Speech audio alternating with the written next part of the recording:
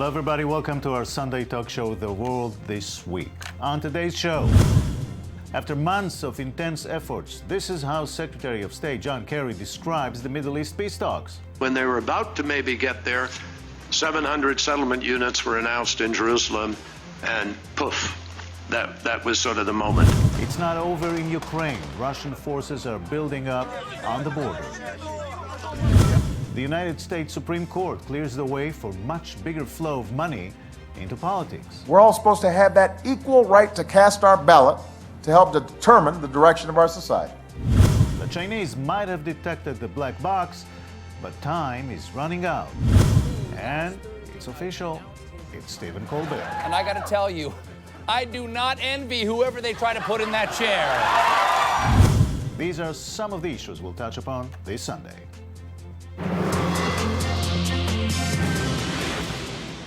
Last-minute resuscitation efforts are still underway to save the negotiations between Israel and the Palestinians. Secretary of State John Kerry was widely perceived as blaming Israel for the talks' collapse. Unfortunately, the prisoners weren't released on the Saturday they were supposed to be released.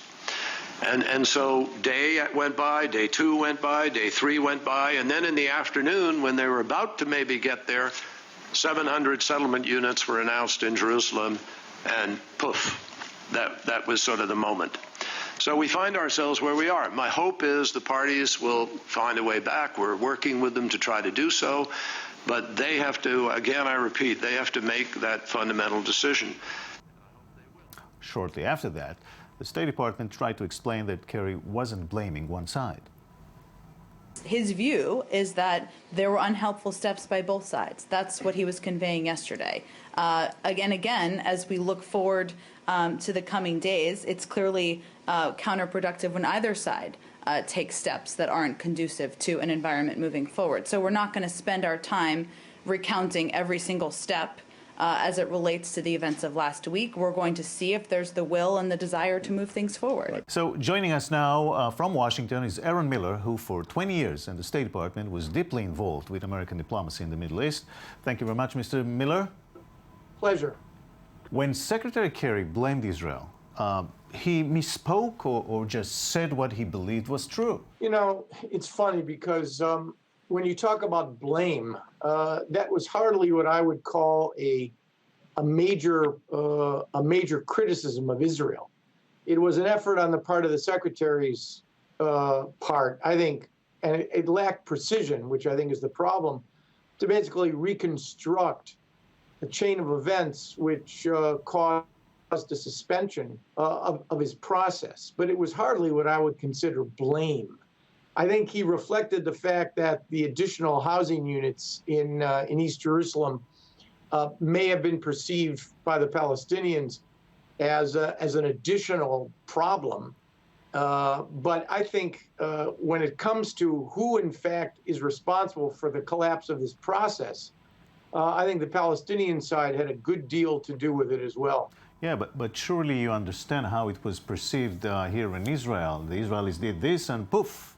No, it's just that, you know, I know what criticism of Israel is. I worked for Jim Baker when he was testifying before the House Foreign Affairs Committee. He said if the Israelis are serious about peace, and he gave out the White House phone number. I mean, that's pretty tough stuff. The reality is that John Kerry has been operating to a large extent in Benjamin Netanyahu's comfort zone these many months, which is one of the reasons that the process has lasted as long as it has. What the Secretary said clearly indicated that, you know, in his view, the additional announcement of the housing units produced the break. But that's, in some respects, reporting. The fact is that the process is broken. And it's broken for many reasons. But more than anything else, the process is broken because neither side owns the process in a sufficient manner to take the kinds of decisions on the big issues. We're talking here about an agreement to end the Israeli-Palestinian conflict. But this deal on the table, which is really nothing but an agreement on process, could very well bring down the Israeli coalition government for nothing, really.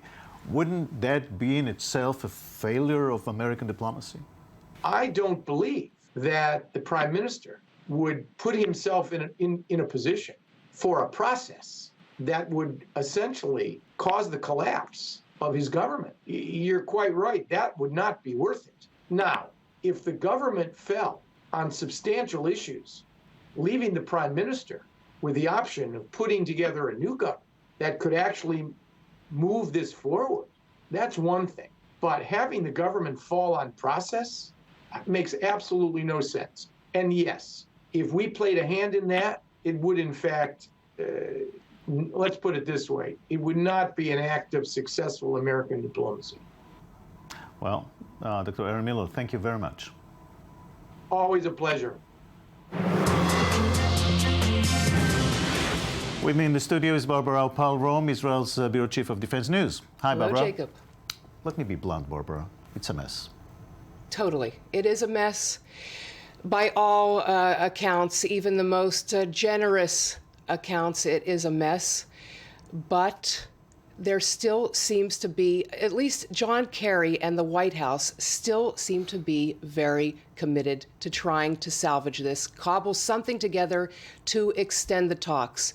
And I know that as much as the White House and John Kerry himself want to extend it, on the security side at least, the IDF is also, the Israeli military is also counting on an extension of the status quo to prevent huge instability and unrest on the Palestinian street. Well, let's talk time frames. We have midterm elections in the United States, and who knows, we may have an election in Israel as well. Yes, yes. Well, I think that if they cannot come to some type of concrete proverbial light at the end of the tunnel by end of the summer, they might have to concede reality, as Senator John McCain noted last week in the Senate Foreign Relations Committee, and drop the issue because it's becoming more of a liability than an asset for this administration and for the Democratic Party. And meanwhile, we can have the collapse of Israeli government here, really without even having an agreement on the table. As absurd as it seems, this appears to be some type of clear and present threat. Israeli governments have toppled over less issues, a lesser import, but let's just hope that something tangible and positive will come out over the next few months, but I share your skepticism. Right. You've mentioned to me before things that President Obama told you regarding the Middle East, what, about a year ago? About a year ago, this was a private meeting. It had nothing to do with politics, but I was able to speak with him very briefly. And he told me at that time, it was right after his visit to Israel in March. And I told him that in terms of public opinion, he hit the ball out of the park. He really scored big. But now what? How does he intend to bring the two parties to some type of an agreement? And he prefaced exactly what Kerry was repeating to the senators last week, that we can't want peace more than the parties themselves. That said, he said he was fully committed. He was all in. That's his words, all in. And when I mentioned using the strategy of tough love, he completely agreed. Tough love. We'll see what comes out of it. Yeah, exactly. Barbara, thank you very much. My pleasure. Israel and the Palestinians have been involved in a blaming game for a long, long time, especially when it comes to human rights. We are joined now by Calev Myers, who's in Uppsala University in Sweden. He is the founder of Jerusalem Institute of Justice. This is an organization that promotes human rights and democracy in Israel and in the Middle East. Hello, Mr. Myers in Sweden. Hi, good evening. Now, in a few minutes, you are about to appear before students there, and probably some of them will ask you, who is to blame now that negotiations between Israel and the Palestinians have collapsed? What are you going to tell them? You know, I don't think we should. It's possible to put the exact blame on any party. I wasn't there in the room. I wasn't a party to the negotiations, but I believe that the two camps are coming from two completely different fundamental thoughts. I think Israel is talking about 1967, and the Palestinian leadership is still thinking 1948. At the end of the day, they have never accepted Jewish sovereignty in any place in Israel, and and there isn't an Arab leader today with the legitimacy that could recognize a Jewish state. And I think this is a big problem. So it's like speaking two different languages. So what is your message then? Our message is this, that, you know, because Israel is a proper functioning democracy, and by the way, I'm not claiming that Israel is a complete utopia of human and civil rights. We have our issues, we have our problems, but because we're a democracy with freedom of religion, with an independent court system, with rule of law, there are tools that people can challenge our government on human rights issues. All of the criticism is coming against Israel, and certainly in university campuses, and this is fueling the fires of the BDS movement, and many students, unfortunately, here in Uppsala, Sweden, have signed up for this campaign. Now, the fact that Israel will always be perceived as the strongest and the Palestinians are those who suffer, doesn't this make your case almost impossible to make? It makes the job more difficult, and it's not just that Israel is perceived as strongest. This is something that, unfortunately, our leadership continues to reinforce. How we're protecting our borders. We want to show ourselves to be strong, but what that does is it reinforces this concept that Israel is the strong, militaristic abuser of human rights against the poor Palestinians. I think at the end of the day, what would really help our advocacy is to show our human side, to show our vulnerable side, to show that, you know, we have these, we're dealing with these difficult questions, steps we can take to protect our security that negatively affect our democracy to the least amount possible. And so, you know, we need to show the human face of Israel more than, you know, the strong Zionists, you know, we're going to take care of ourselves. I think that's a mistake in advocacy. Calev Myers in Uppsala, Sweden, thank you very much for your point of view. Thanks. Thank you. Thank you. Pleasure. MIPTV is an international television programming festival where TV formats are presented and sold all over the world. This week in Cannes, France, the festival was focused on Israel as this business becomes really an Israeli success story. We spoke with Laurine Garud. She's the festival organizer in Cannes. Hello, Laurine. Hello, Jacob. Well, tell us, why did you decide to dedicate this conference to Israel?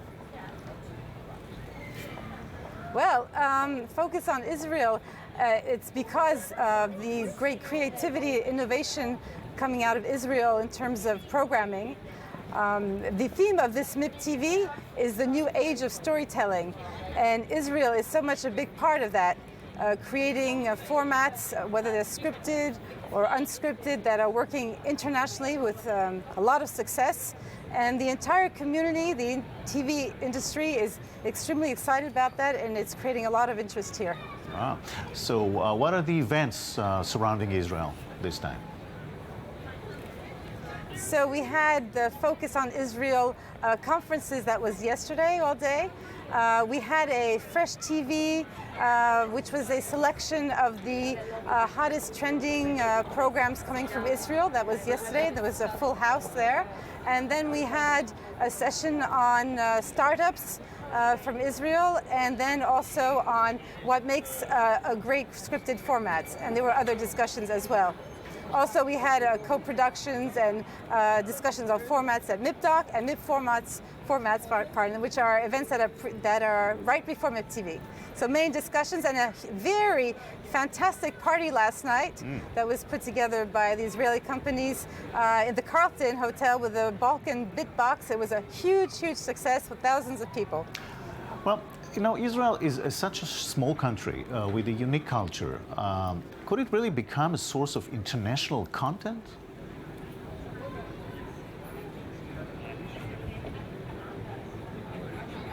Well, content is more coming from everywhere in the world.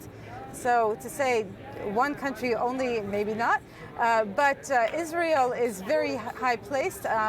I heard actually yesterday in one of the sessions that in terms of scripted formats, it's now #2 in terms of export around the world. So definitely very, very strong internationally.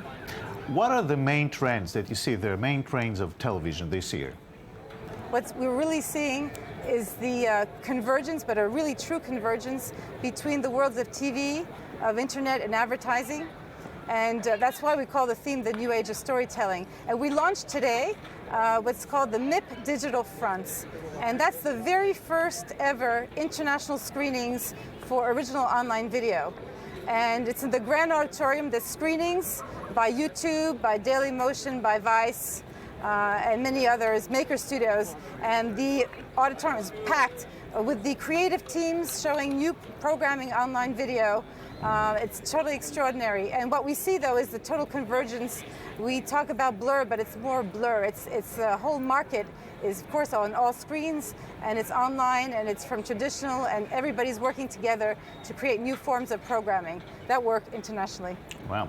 Laurine Garrod in Caen, France. Thank you very much. Thank you.